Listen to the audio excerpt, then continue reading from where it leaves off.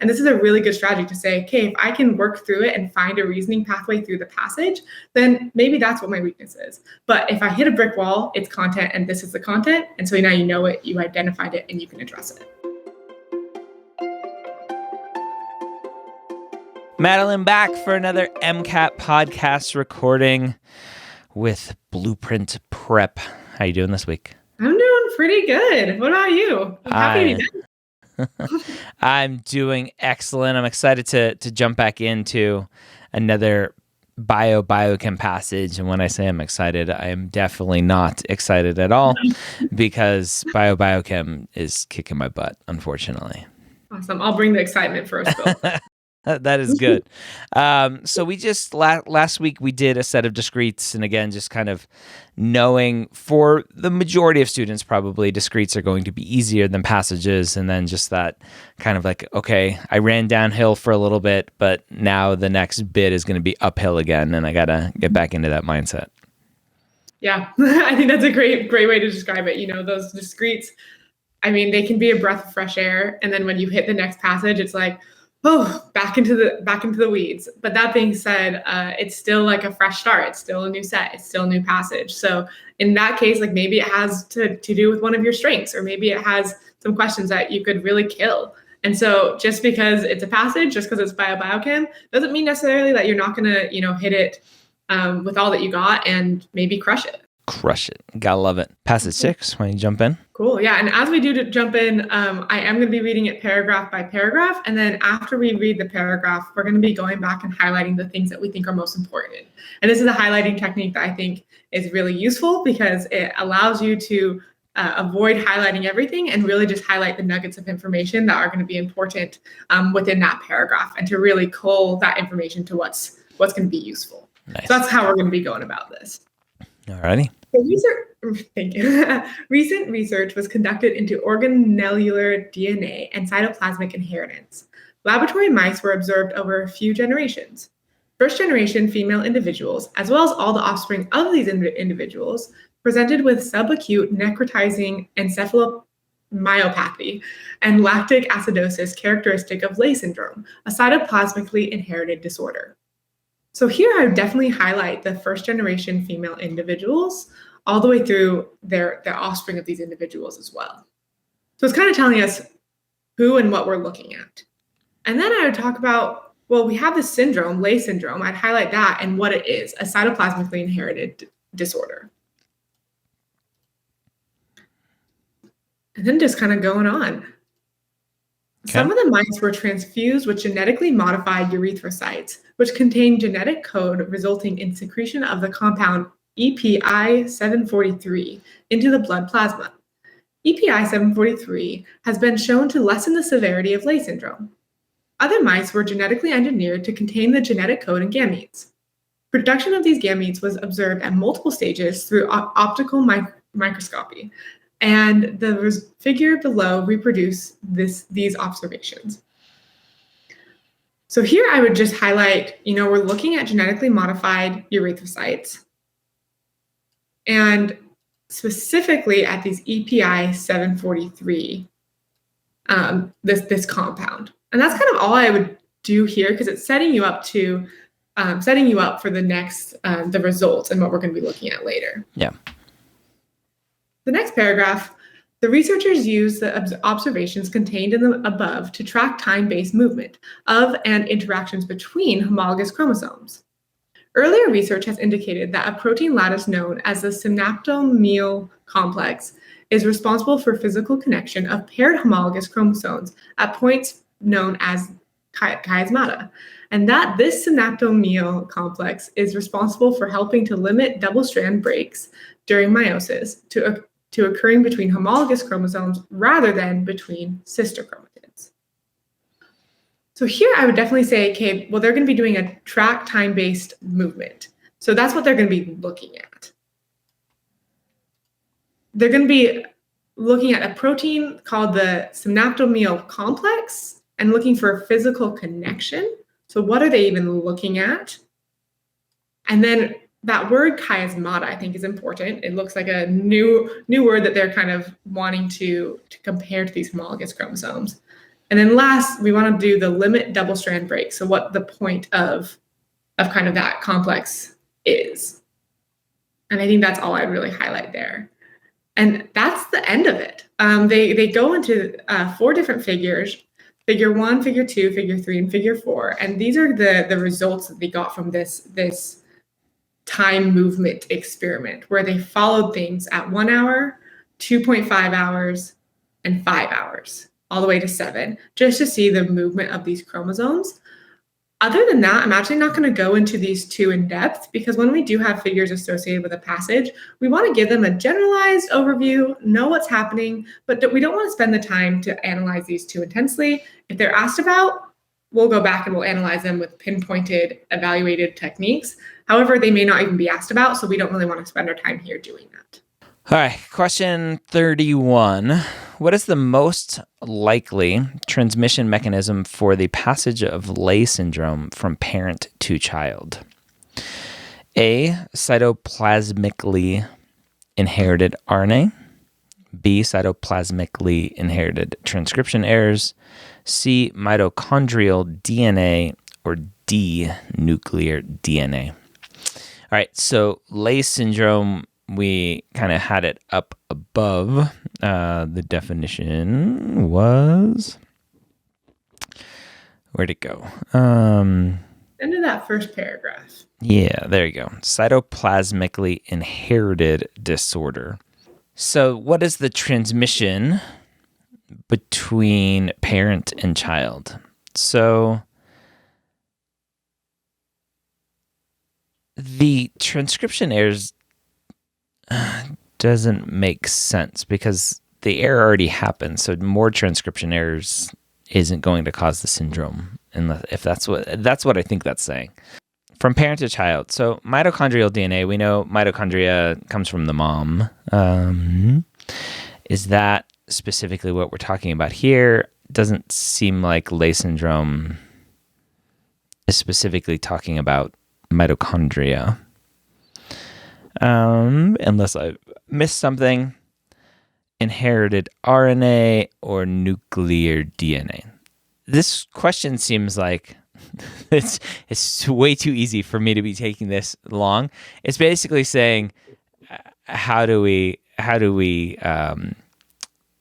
pass down our information from parent to child? Like what is the messaging in eggs and in semen that actually gives our offspring their DNA? And it's half of our DNA, right? So nuclear DNA seems like it's the easy answer, because that's what is in an egg and in semen that actually creates the kid.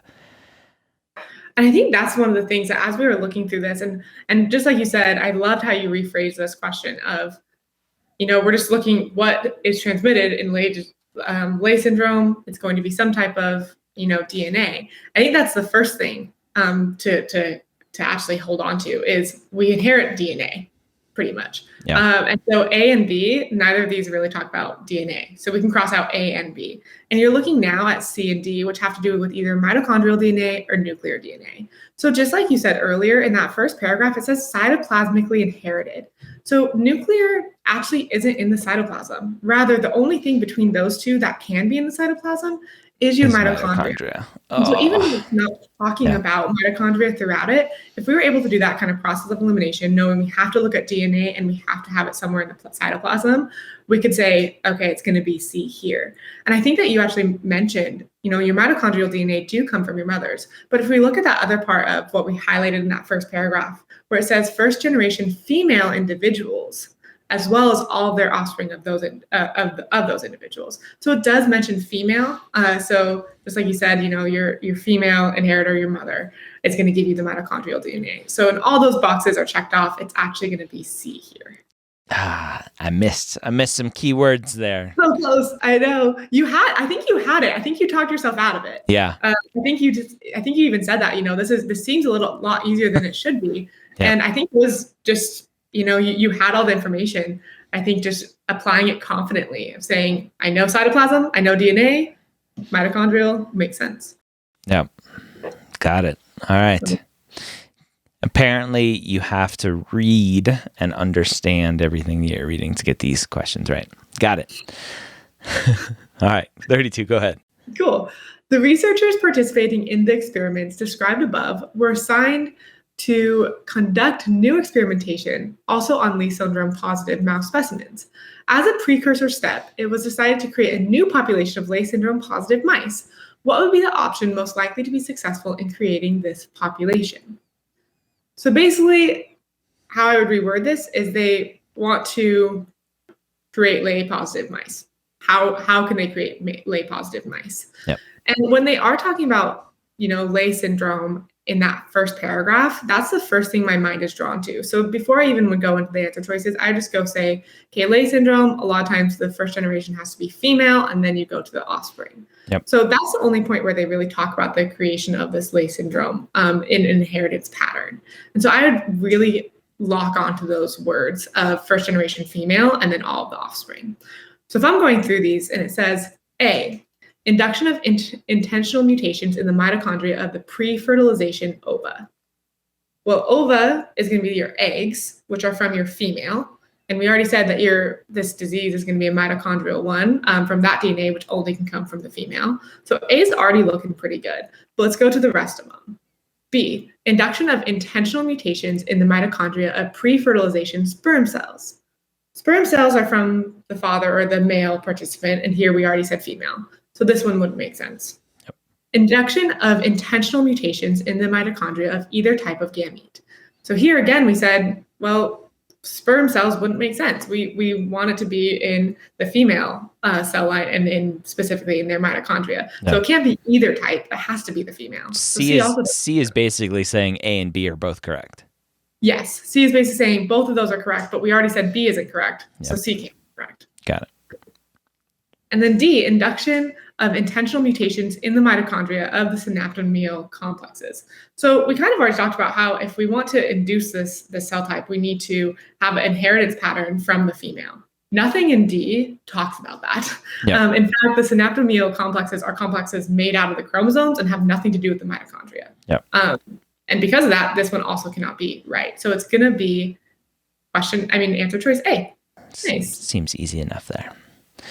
All right, then we get to question 33, and I get all the hard ones. This is a Roman numeral one, which I immediately shiver when I see. Question 33, which of the following represent differences between growth of cell cultures containing cytoplasmic organelle disease versus genetic transmission of nuclear DNA from parent to offspring? Roman numeral 1, meiosis maintains the genetic integrity of growing cell cultures, while mitosis arranges nuclear DNA into a form which is transmissible to offspring. Roman numeral 2, the process of arranging nuclear DNA in preparation for transmission to offspring is a cyclical process, while the growth of cell cultures is carried out by a non-cyclical process. Roman numeral 3, growth of cell cultures requires transformation of diploid cells into haploid cells, while genetic transmission of nuclear DNA to offspring requires transformation of haploid cells into diploid cells. Wow. Okay. Like you read another passage. Yeah, it was almost as long as that whole that whole passage. So if we want to look at this, I'm gonna stick with Roman numeral 3 because that's the one that kind of makes the most sense to me. So growth of cell cultures requires transformation of diploid cells into haploid cells, while genetic transmission of nuclear DNA to offspring requires transformation of haploid into diploid. I'm not sure Roman numeral 3 makes sense because genetic transformation of nuclear DNA to offspring requires diploid into haploid, not haploid into diploid, unless we're actually talking about when, fertilization, the haploid goes to diploid. I'm so confused with that one. So I don't know what specific part they're talking about. But 3, for some reason, screams that's backwards. So I'm going to leave it out for now. looking at, and I'm sure maybe we can talk about some Roman numeral strategy that you have, because it seems like every instructor has Roman numeral strategy. What I've been told before is look at the answer choices and see which one is in there the most. Unfortunately, that doesn't really help. 1 is in there twice, 2 is in there twice, 3 is only in there once. And there is a none of the above, which always freaks me out. So I can't stand the fact that the answer could be nothing. So that one is scary. All right, so let's rephrase this question. I should have started there. Which of the following represent differences between growth of cell cultures containing cytoplasmic organelle disease, right? So that's talking about Leigh syndrome, versus genetic transmission of nuclear DNA from parent to offspring. Growth of cell cultures versus genetic transmission of nuclear DNA. Wow. Yeah, I hate this one. All right, let's go back through one more time. Roman numeral 1. Meiosis maintains the genetic integrity of growing cell cultures, while mitosis arranges nuclear DNA into a form which is transmissible to offspring. I don't remember that, so I'm going to skip to 2. The process of arranging nuclear DNA in preparation for transmission to offspring is a cyclical process, while growing cell culture is carried out by a non-cyclical process. I don't know what that means either. Cyclical, non-cyclical. This is one where I would pick a choice and just move on, because there's so many words here, and it's very confusing to me. And so this is a good example, right?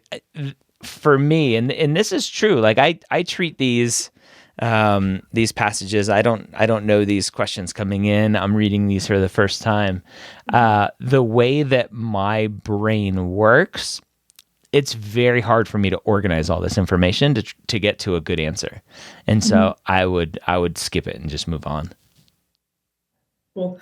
I would actually say don't just skip it. Always put an answer choice and always flag it. So just as a FYI flagging, we always say you should flag something if you feel like if you spent a little bit more time, you could maybe get it.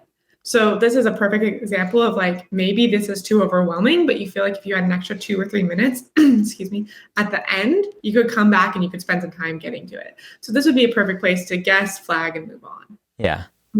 So when we are looking at this, I think there's 2 things. Yes, that's a great strategy of look at the answer choices real fast, choose the answer choice that comes up the most often. So here would be either 1 or 2, and evaluate that one first. This one isn't like a hard and fast rule. It's more meant to save time, because it can allow you to basically skip some evaluation steps if you're able to go through the answer choices a little bit more efficiently. So here, the first thing is rewording the question. Basically, just like you said, the rewording of this question is just, hey, what's the difference between nuclear DNA transmission, so like meiosis, and then your mitochondrial transmission? So what's happening with the DNA in mitochondria? What's the difference here?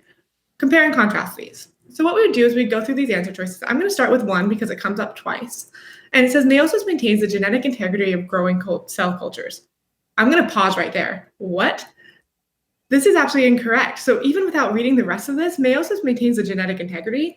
Actually, meiosis is meant to not. It's meant to change things up, to add in some recombination, to add in some variation into the genome, basically. And so even without looking at the rest of this, in order for this answer choice to be correct, both parts of this Roman numeral have to be right. But one part is already wrong, so that whole Roman numeral is wrong.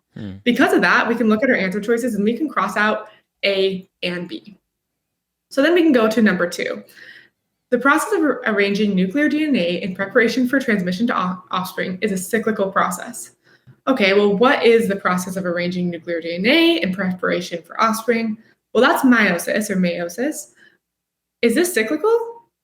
Not really, because we end with our haploid cells and they don't do it again. Yeah. So meiosis isn't a cyclical process. In fact, it's a non-cyclical process. So again, in this answer choice, I don't even have to read the rest of it where it says, while the growth of cell cultures is carried out by a non-cyclical process, because I already know that this first part is incorrect.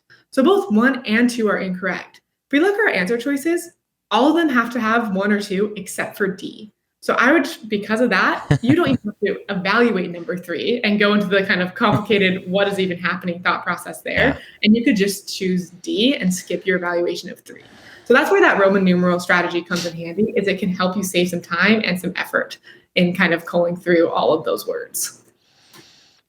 Yeah, lots of words. Lots of words. Too many words, but they're there. Yeah. All right. So D, none of the above. I told you I hate the ones that have D because I don't want unfinished. Yeah. I don't want. Yeah. I'm with you. I hated that one. Okay, go ahead. Cool. What aspects of single crossover events? What aspects separate single crossover events from double crossover events? So before we even go into this is a perfect example of how prediction can really help you. Because if you know what single and double crossover events are, then you can go through these and say, okay, I know what this is, I know what that is. So let's just take a second to just talk about those, because that's going to make this much easier to cull through. So single crossover event is basically where you have 2 strands of DNA next to each other, and they in both their double-stranded forms, they kind of dissociate, and 2 of the strands cross in order to have a combination of the 2 lines. A double crossover is where 2 things cross over.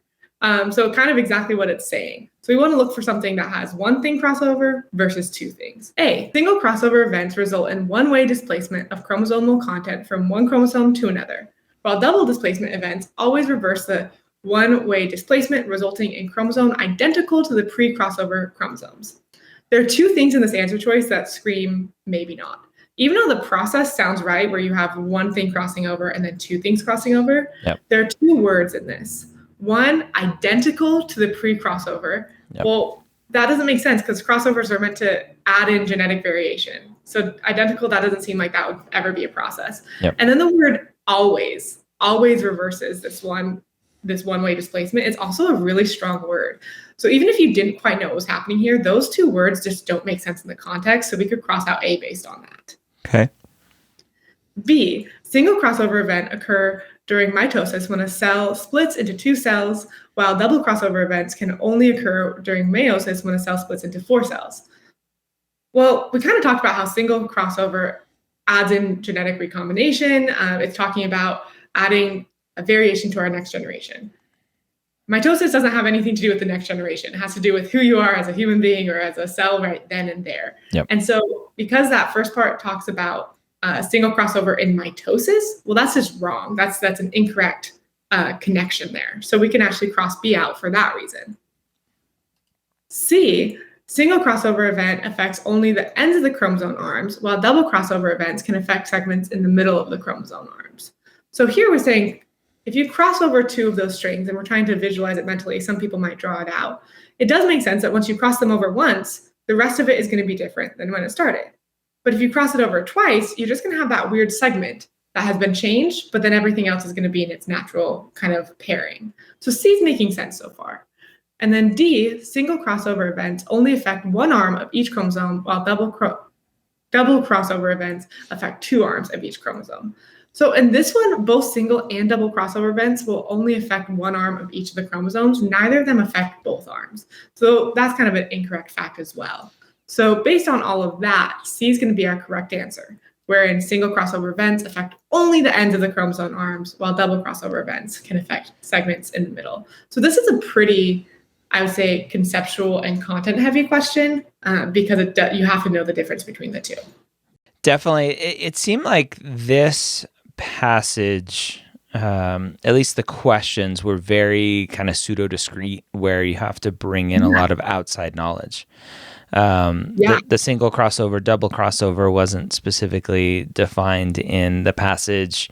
Mitosis, meiosis, like you have to know what those things are, where they're important, haploid, diploid, all that kind of stuff you're bringing in from the outside. So this is where for students who kind of skip a lot of content review, but use full-length exams for for practice, this is where review comes in handy and go, okay, I need to go learn all of these things. Let me go learn these before I move on, because these are obviously important things that the AAMC wants me to know. Absolutely. And even if like you don't have somebody telling you that this is a pseudo-discrete or not, or content-based, but that's a really good reviewing technique wherein you cover up all the answer choices. If you get something wrong, cover up all the answer choices and which ones were right and the explanations. And try to answer why the correct answer is correct on your own without using the crutch of Blueprint or whatever test company gives you that information. And if you're able to get to the right answer just using logic or reasoning, then you know that there's a gap in your reasoning skills. However, if you reach a brick wall of content, you suddenly know like that's my issue is content, because there's two main kind of issues when we're talking about basically hitting the exam: reasoning weaknesses and content weaknesses. And it can be hard to decide or distinguish between which one is yours, if your content or your reasoning. And this is a really good strategy to say, okay, if I can work through it and find a reasoning pathway through the passage, then maybe that's what my weakness is. But if I hit a brick wall, it's content and this is the content. And so now you know it, you identified it, and you can address it.